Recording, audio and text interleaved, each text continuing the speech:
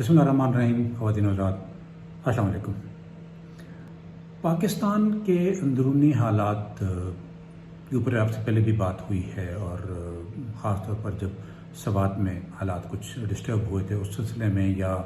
وزیرستان میں بھی. لیکن ابھی حالات کچھ وقت سے جب ہم دیکھ رہے ہیں تو ہمیں کلیئرٹی نہیں ہو رہی. ہمیں یہ نہیں پتہ چل رہا کہ حکومت کیا کہنا چاہ رہی ہے، کیا کہا ہے. اور اسی کے ساتھ ساتھ طالبان کی سائڈ پہ یا جو ٹی ٹی پی ہے ان کی سائڈ سے بھی ابھی جب معاہدہ ٹی ٹی پی کے ساتھ جو چل رہا تھا، جس پہ کوشش ہو رہی تھی کہ معاہدہ ہو جائے، پچھلے 1 سال سے اس کے اوپر ایفرٹ ہو رہی تھی، لیکن کسی جگہ نہیں پہنچ سکا. کیا وجوہات تھیں؟ انہوں نے سیز فائر کیوں ختم کر دیا ہے؟ ان کے کہنے کے مطابق چونکہ نیگوسیشن یا جو بات چیت تھی وہ کسی پازیٹیو اینڈ کے اوپر نہیں پہنچ رہی تھی، اس لیے انہیں مجبوراً اس معاہدے اس کوشش کو ختم کرنا پڑا. معاہدہ تو نہیں ہوا تھا، اس کوشش کو ختم کرنا پڑا. حکومت کا ابھی تک اس کے اوپر کوئی جواب نہیں آیا، سوائے ایک چھوٹی سی ون لائنر آیا، وہ انہوں نے کہا جی کہ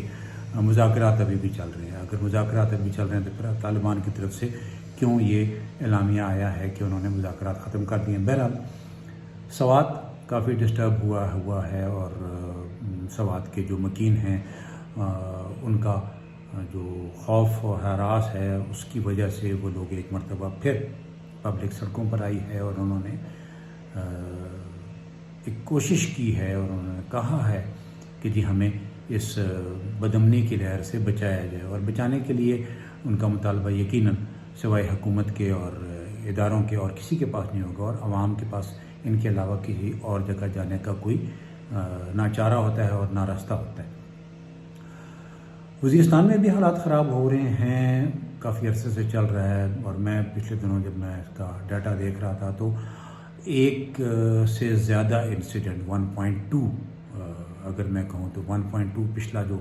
مہینہ گزرا ہے اور اس سے پہلے جو گزرا ہے 1.2 انسیڈنٹ ہو رہے تھے مختلف قسم کے. اس میں سیکورٹی فورسز پر حملے، مختلف لوگوں پر حملے، سیکورٹی فورسز کے آپریشن، یہ سارا کچھ ملا کے. اب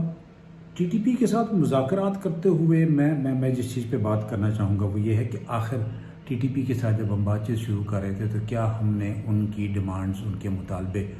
اس کے بارے میں نہیں سوچا کہ وہ کیا مانگ رہے ہیں، ان کے مطالبات کیا ہیں، اور کیا ان مطالبات کو پورا کیا جا سکے گا؟ اور اگر نہیں پورا کیا جا سکتا تو پھر مذاکرات شروع کرنے کی وجوہات کیا تھیں؟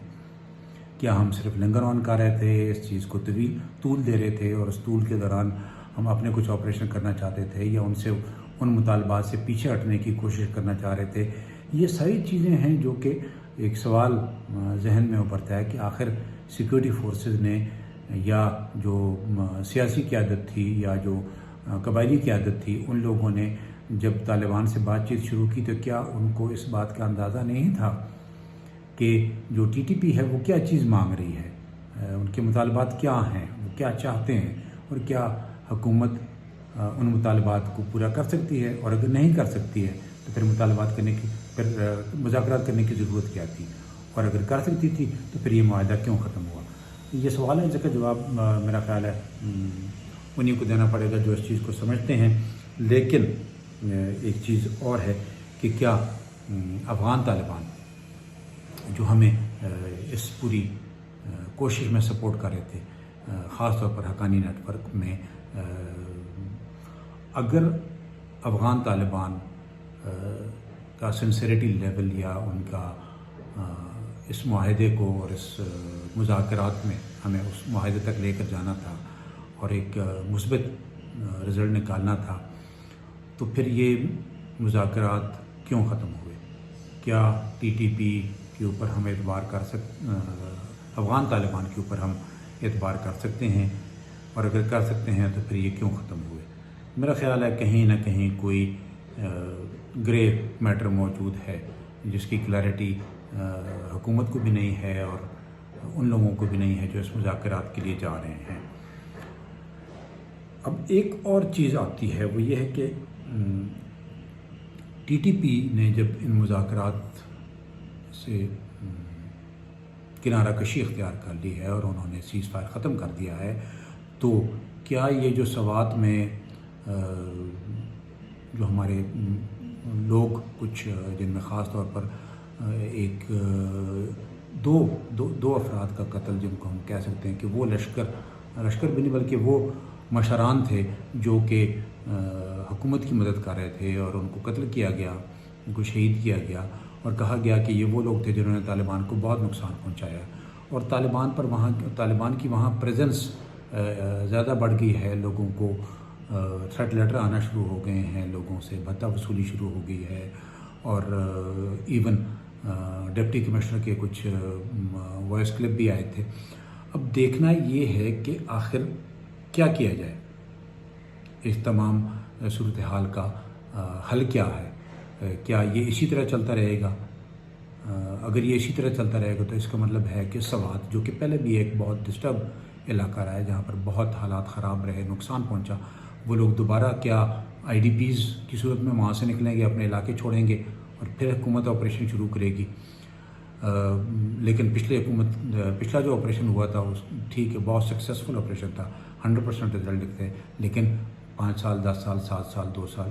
جتنا بھی عرصہ اس کے اوپر پھرا اس کے بعد دوبارہ وہ لوگ ری ایمرج ہوتے ہیں اور اسی علاقے میں آتے ہیں۔ تو یہ کیوں فینومینا ہو رہا ہے؟ اس کو روکنا پڑے گا، کون روکے گا؟ ایک میرے پاس جو میں پہلے بھی ایک بار عرض کی تھی آپ سے کہ جرگے کا انعقاد ہونا ضروری ہے۔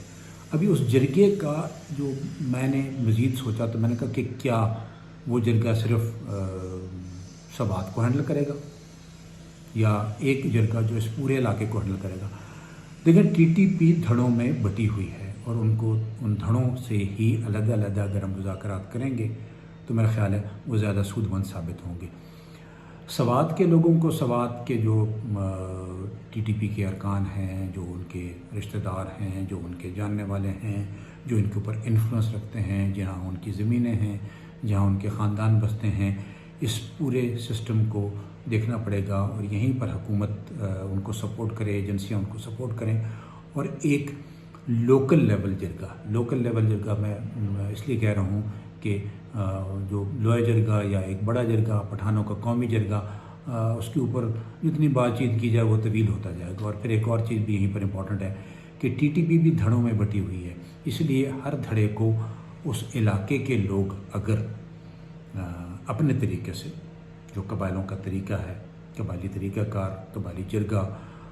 پریشر ڈیولپ کرنا، ان کے مشران، ان کے رشتہ دار، ان کے خاندان، ان کی سٹیکس، ان تمام کو سامنے رکھتے ہوئے میرا خیال ہے ایک ہی حل رہ گیا ہے کہ ہر علاقہ، ہر ایجنسی اور ہر قبیلہ اپنے طور پر جرگہ طالبان کے ساتھ کرے اور ان طالبان کے ساتھ کرے جو کہ ان کے علاقے سے تعلق رکھتے ہیں یا جو کہ ان کے علاقوں میں آنا چاہتے ہیں، اور پھر حکومت ان کو سپورٹ کرے اور